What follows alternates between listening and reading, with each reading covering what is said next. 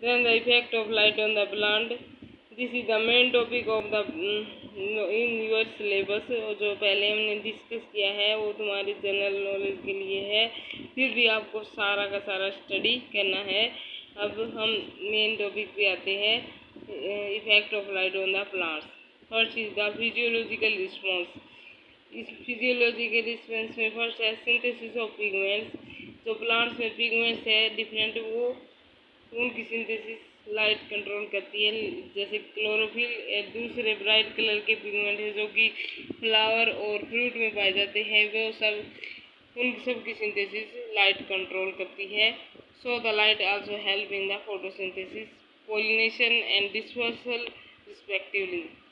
Light photosynthesis में भी help करती है। पोलिनेशन में कैसे करती है, जैसे कलर्ड प्लांट पार्ट प्रोड्यूस होते हैं जिससे कि जो कि इंसेक्ट्स को अट्रैक्ट करते हैं, जिससे इंसेक्ट पोलिनेशन होती है, जैसे कि फ्लावर पार्ट हो गए। एंड डिस्पर्सल में भी हेल्प करती है, सीड डिस्पर्सल में। और plant grow in absence of light are become etiolated. जो भी प्लांट लाइट के एब्सेंस में ग्रो होते हैं उनको इटियोलेटेड कहते हैं। वो वेरी वेरी वीक प्लांट होते हैं और उनका जो स्टेम है वो इनलोंगेट हो जाती है, लंबी हो जाती है स्टेम, लेकिन वेरी वीक, पतली और वीक होती है।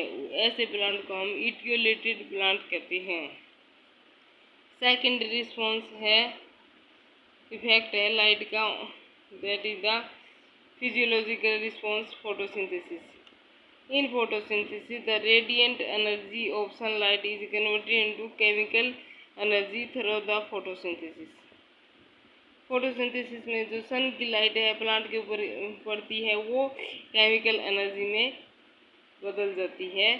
During the photosynthesis phase, chemical phase जो फर्स्ट फेज है फोटोसिंथेसिस की, तब मेन प्रोसेस कौन कौन सी होती है? एक तो वाटर की फोटोलिसिस होती है, दूसरी क्या होती है?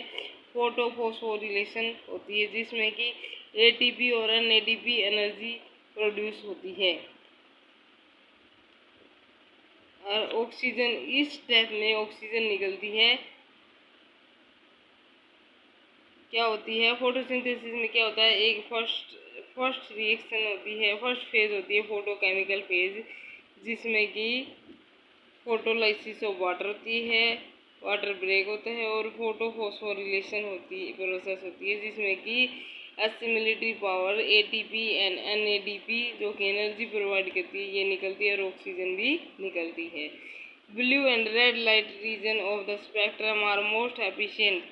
इस फिनोमेना में ब्लू और रेड रीजन है वो बहुत ही एफिशिएंट है।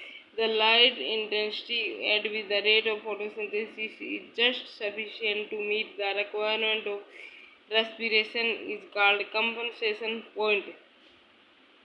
लाइट की वो इंटेंसिटी जिससे कि फोटोसिंथेसिस इतनी होती हो प्लांट में जिससे केवल रेस्पिरेशन की रिक्वायरमेंट ही पूरी हो, तो उसको हम कहते हैं कंपनसेशन पॉइंट। क्योंकि रेस्पिरेशन में लॉस होता है और फोटोसिंथेसिस में गेन होता है। जब लॉस और गेन दोनों इक्वल हो, मीन्स फोटोसिंथेटिक रेट और रेस्पिरेटरी रेट इक्वल हो, और तो उस पॉइंट को हम कहते हैं कंपनसेशन पॉइंट।